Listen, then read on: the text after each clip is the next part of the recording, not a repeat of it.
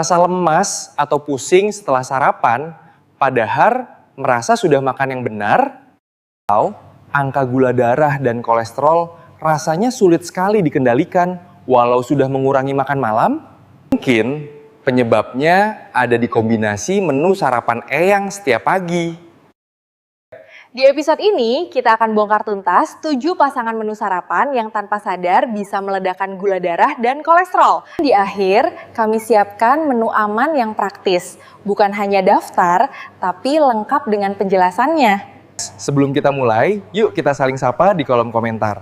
Tulis asal kota dan usia Eyang supaya kita bisa saling mendoakan. Pastikan Eyang sudah klik tombol subscribe dan aktifkan lonceng notifikasinya supaya tidak ketinggalan video terbaru dari kami. Mari kita mulai, Eyang. Assalamualaikum warahmatullahi wabarakatuh. Selamat pagi Eyang Kakung dan Eyang Putri di seluruh Indonesia. Senang sekali Zafran bisa kembali menemani Eyang di kanal Teman Sehat Lansia. Selamat pagi Eyang. Saya, Dr. Shirin, juga sangat bersemangat hari ini. Karena topik kita sangat penting dan bisa langsung Eyang praktekkan besok pagi untuk merasakan perubahan yang nyata. Betul dokter, kadang kita tidak sadar makanan yang kelihatannya sehat, kalau pasangannya keliru, dampaknya bisa kurang baik ya dok. Tepat sekali Mas Zafran. Banyak yang fokus pada satu jenis makanan, tapi lupa pada teman makannya. Padahal interaksi antar makanan di piring itulah kuncinya. Untuk memudahkan, kita akan gunakan prinsip pagi seimbang. Prinsip pagi seimbang. Kedengarannya menenangkan dok. Jadi apa prinsipnya? Intinya adalah memastikan dalam satu piring sarapan, kita tidak menggabungkan dua sumber masalah utama secara bersamaan dalam jumlah besar, yaitu gula sederhana yang cepat diserap dengan lemak jenuh yang memberatkan kerja tubuh. Kita akan bedah satu persatu mengapa kombinasi ini seperti musuh dalam selimut bagi tubuh lansia. Gula cepat dan lemak jenuh. Oke, saya catat. Jadi bukan hanya jenis makanannya, tapi kombinasinya. Tepat sekali Mas Zafran. Dan kita akan mulai dengan kombinasi pertama yang paling sering dianggap sehat dan praktis, padahal sangat menjebak. Kombinasi ini bahkan melibatkan buah. Wah, buah. Semakin penasaran saya dok. Mari kita mulai. Baik dokter. Mari kita kupas tuntas kombinasi berbahaya yang pertama. Tentu. Kombinasi pertama, roti tawar putih dengan selai buah manis. Ini sarapan andalan banyak orang karena cepat ya dok. Ambil roti, oles, selesai. Kelihatannya juga ringan. Kelihatannya begitu Mas Zafran. Disinilah letak jebakannya. Mari kita bedah. Roti putih adalah karbohidrat olahan yang seratnya sudah hilang. Tubuh kita melihatnya hampir sama seperti gula pasir. Indeks glikemiknya tinggi. Artinya, ia berubah menjadi gula dalam darah dengan sangat cepat. Jadi meskipun rasanya tidak semanis gula, dampaknya ke gula darah hampir sama cepatnya ya dok? Tepat. Sekarang, bayangkan gula yang cepat diserap itu kita olesi lagi dengan selai buah manis, yang intinya adalah gula buah pekat ditambah gula pasir lagi. Ini adalah tumpukan gula di atas gula.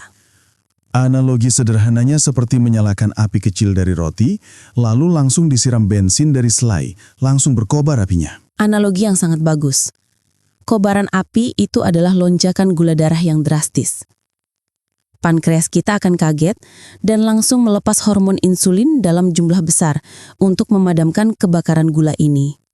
Jika ini terjadi setiap pagi, pankreas kita jadi lelah.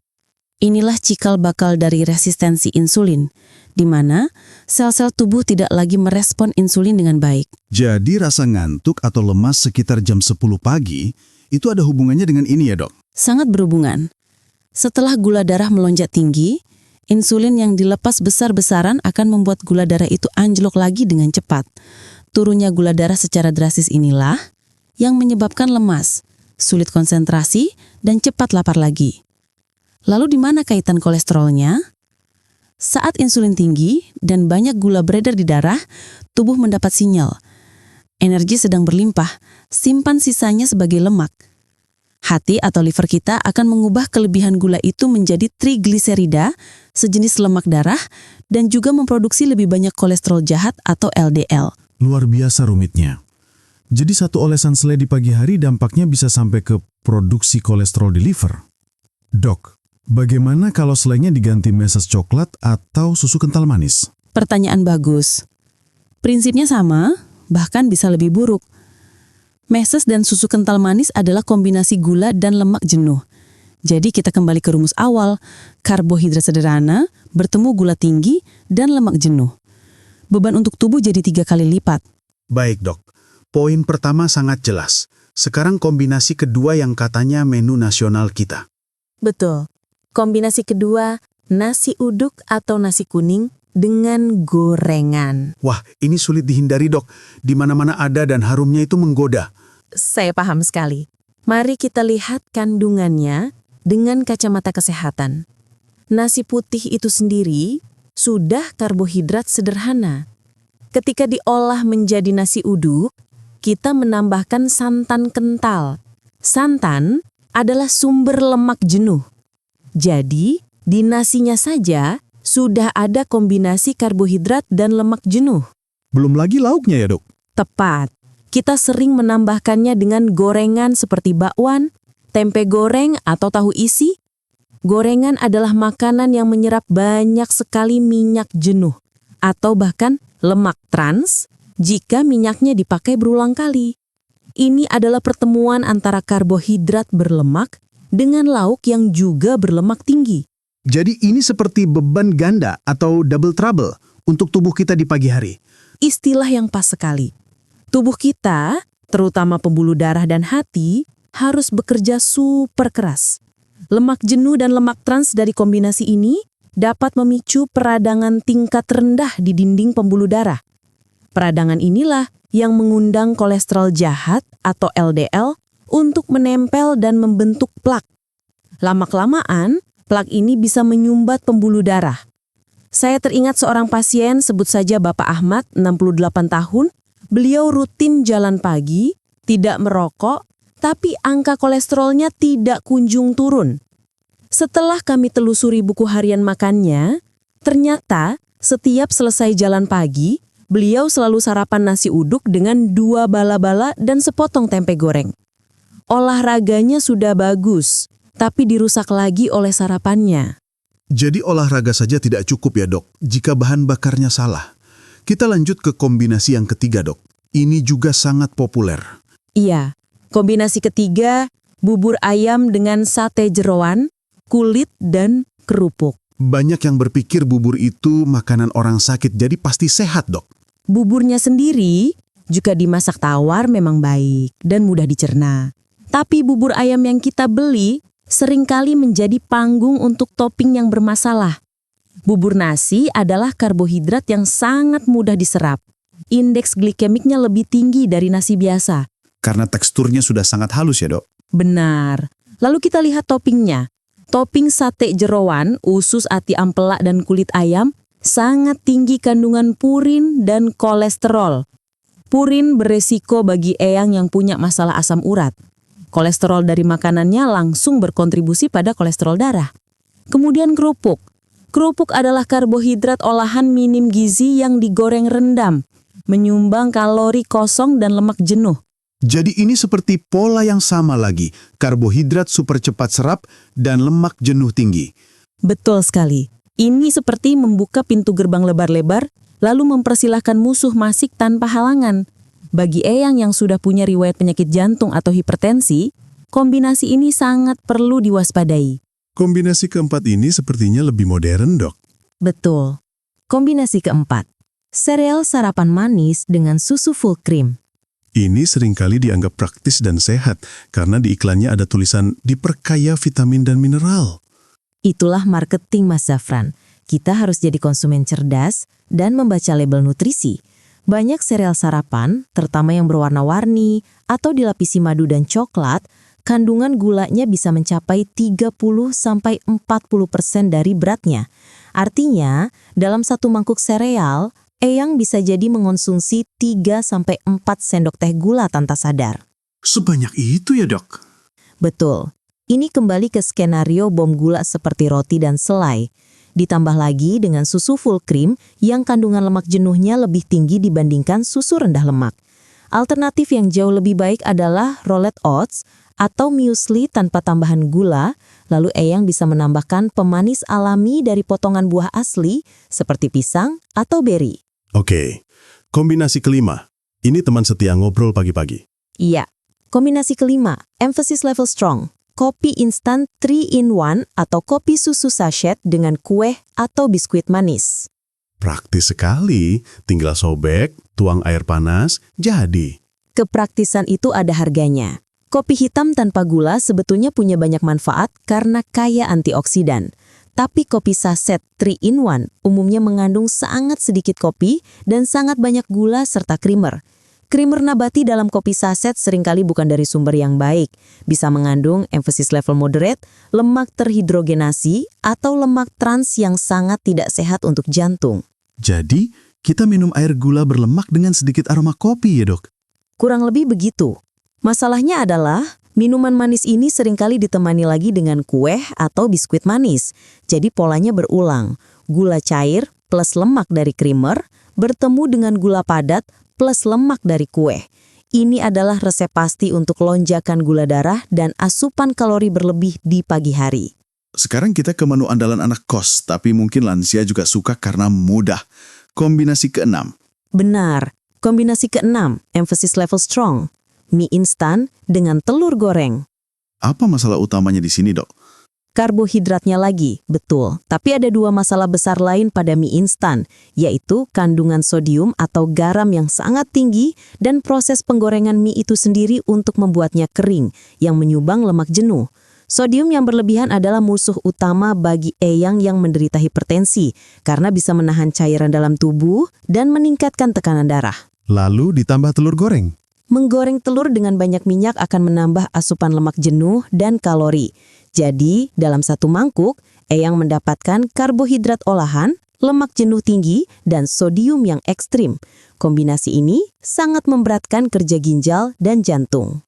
Terakhir dok, kombinasi ketujuh yang lagi-lagi sering disangka sehat. Tepat. Kombinasi ketujuh yang saya sebut di awal tadi, emphasis level strong.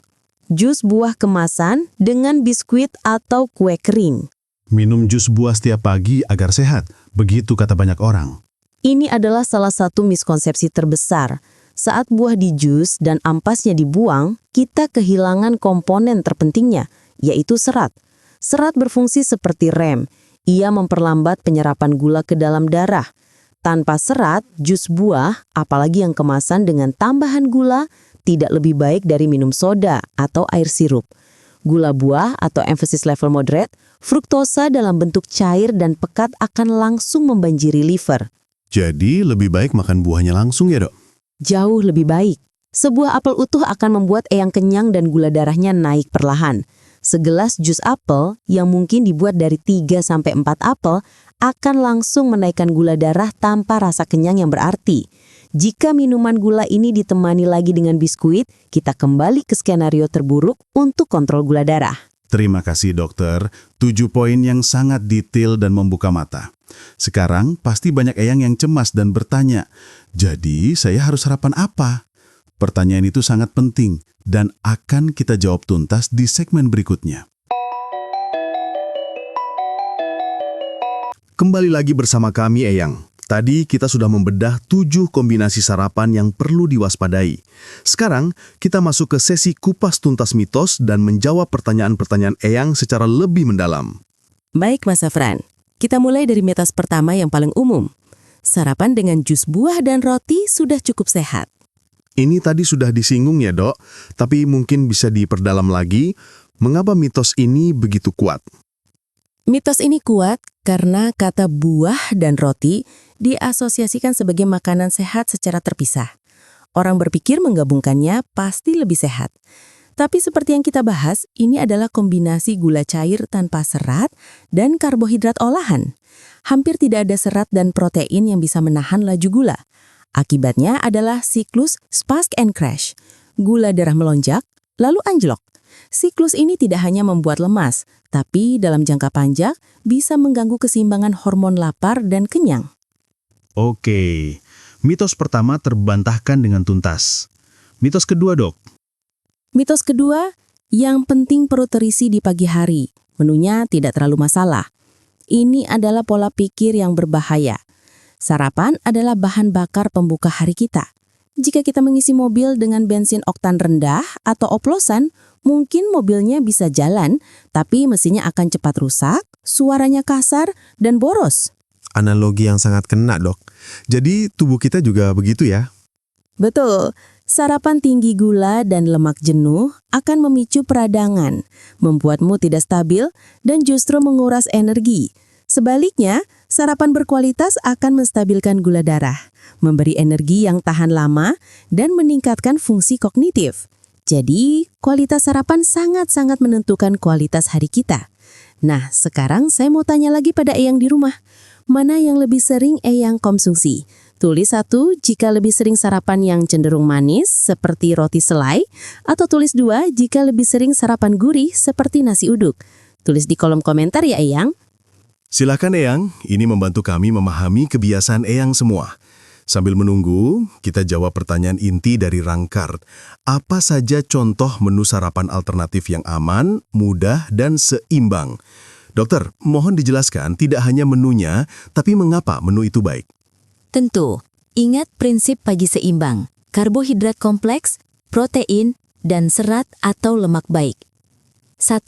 Oatmeal dengan potongan pisang dan taburan kacang almond. Mengapa ini baik? Oatmeal adalah karbohidrat kompleks yang melepas energi perlahan. Pisang memberi serat dan rasa manis alami, kacang almond adalah sumber protein dan lemak baik yang menyehatkan jantung dan memberi rasa kenyang lebih lama. 2. Roti gandum utuh dengan olesan alpukat dan 1 telur rebus. Mengapa ini baik? Roti gandum utuh adalah karbohidrat kompleks kaya serat. Alpukat menyediakan lemak baik yang luar biasa dan serat. Telur rebus adalah sumber protein berkualitas tinggi yang sangat penting untuk menjaga masa otot lansia. 3. Nasi merah porsi kecil dengan pepes tahu atau ikan dan tumis buncis wortel. Mengapa ini baik? Nasi merah adalah karbohidrat kompleks dengan indeks glikemik lebih rendah dari nasi putih. Pepes tahu atau ikan adalah protein rendah lemak karena dikukus bukan digoreng.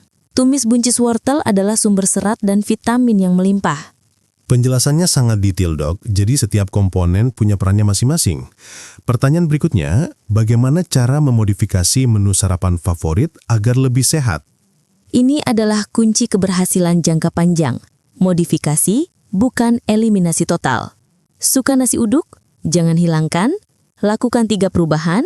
1. Campur nasi putih dengan nasi merah. 2. Gunakan santan encer. 3. Ganti gorengan dengan lauk yang dibakar, dipepes, atau ditim. Suka bubur ayam? Lewati kerupuk, sate jeroan, dan kulit. Minta lebih banyak suwiran dada ayam rebus, irisan daun bawang, seledri, dan tambahkan 1 telur rebus. Suka roti? Ini yang paling mudah. Ganti roti putih ke roti gandum utuh. Ganti selai manis dengan selai kacang alami tanpa tambahan gula, irisan buah segar atau alpukat. Kuncinya adalah substitusi cerdas ya, Dok. Mengganti komponen yang buruk dengan yang baik dalam satu piring. Tentu, perubahan kecil yang konsisten dampaknya luar biasa. Saya ingin melanjutkan cerita tentang pasien saya Pak Hartono, 71 tahun, dari Jawa Tengah. Dulu, rutinitas paginya adalah kopi susu sachet dan 3 potong pisang goreng. Keluhannya bukan hanya angka lab. Beliau cerita, jam 10 pagi, itu matanya sudah berat sekali, harus tidur siang. Perutnya sering kembung dan tidak nyaman. Beliau merasa tua dan tidak berenergi.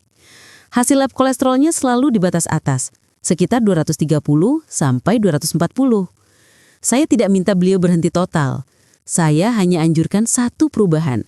Ganti sarapannya dengan semangkuk kecil oatmeal yang diberi madu 1 sendok teh dan beberapa potong buah naga. Kopi sasetnya diganti kopi hitam tanpa gula. Bagaimana reaksi beliau, Dok? Biasanya mengubah kebiasaan itu sulit. Awalnya beliau ragu, katanya rasanya hambar. Tapi saya bilang, coba saja dulu 2 minggu Pak, anggap saja minum obat. 3 bulan kemudian, Beliau datang kontrol dengan wajah yang berbeda, lebih cerah. Beliau bilang, "Dok, saya sekarang jam 11 masih bisa baca koran, tidak mengantuk lagi. Perut saya enak, rasanya lebih muda." Dan yang paling membuatnya senang, angka kolesterolnya turun ke 195. Penurunan hampir 40 poin hanya dengan mengubah menu sarapan. Cerita yang sangat menginspirasi. Bukan hanya angka, tapi kualitas hidupnya yang meningkat. Apakah ada dukungan data ilmiah yang kuat untuk kasus seperti ini, Dok? Sangat ada, Mas Zafran. Ada yang namanya meta-analisis. Itu adalah studi besar yang menggabungkan hasil dari banyak penelitian berkualitas tinggi lainnya untuk mendapatkan kesimpulan yang sangat kuat. Sebuah meta-analisis yang dipublikasikan di jurnal medis internasional ternama mengumpulkan data dari puluhan ribu pasien. Apa hasilnya, Dok? Hasilnya sangat jelas. Konsumsi rutin serat larut, jenis serat yang banyak ditemukan di dalam oatmeal, kacang-kacangan, dan apel, secara konsisten terbukti dapat membantu menurunkan kadar kolesterol total dan kolesterol LDL secara signifikan. Mekanismenya, serat ini bekerja seperti sponge di dalam usus kita. Ia mengikat cairan empedu yang terbuat dari kolesterol dan membawanya keluar dari tubuh. Akibatnya, liver harus mengambil lebih banyak kolesterol dari darah untuk membuat empedu baru. Hasil akhirnya, kolesterol dalam darah jadi berkurang. Jadi yang dialami Pak Hartono bukan kebetulan, tapi memang ada mekanisme biologisnya yang didukung oleh riset skala besar. Benar sekali. Ini bukan sihir, ini sains tentang bagaimana tubuh kita merespons makanan yang tepat. Baik Eyang Kakung dan Eyang Putri, tidak terasa kita sudah di penghujung acara. Waktu yang sangat padat dengan ilmu yang bermanfaat. Saya akan coba rangkum beberapa poin penting hari ini. Pertama, musuh utama sarapan kita adalah kombinasi gula sederhana dengan lemak jenuh. Kedua, waspadai 7 kombinasi. Roti putih dan selai, nasi uduk dan gorengan, bubur dan jeroan, sereal manis, kopi saset dan kue, mie instan dan telur goreng, dan jus kemasan dan biskuit. Ketiga, selalu terapkan prinsip pagi seimbang. Pastikan ada karbohidrat kompleks, protein, dan serat. Keempat, lakukan modifikasi cerdas pada menu favorit Eyang. Mengganti 1 atau 2 komponen saja sudah sangat berarti. Rangkuman yang bagus, Mas Zafran. Pesan dari saya untuk Eyang semua, jangan merasa terbebani atau bersalah. Anggap informasi ini sebagai peta baru. Tidak perlu sampai ke tujuan dalam 1 hari. Mulailah dengan 1 langkah kecil besok pagi. Coba ganti 1 saja kebiasaan sarapan Eyang. Tubuh Eyang akan merasakan bedanya dan itu akan menjadi motivasi terbesar. Terima kasih banyak Dr. Sirin. Dan terima kasih untuk Eyang Kakung dan Eyang Putri yang sudah menyimak. Semoga episode ini bermanfaat. Jangan lupa untuk menekan tombol subscribe agar tidak ketinggalan informasi kesehatan penting lainnya dan bagikan video ini ke keluarga atau teman yang Eyang sayangi. Sampai jumpa di episode berikutnya. Jaga kesehatan selalu Eyang. Wassalamualaikum warahmatullahi wabarakatuh.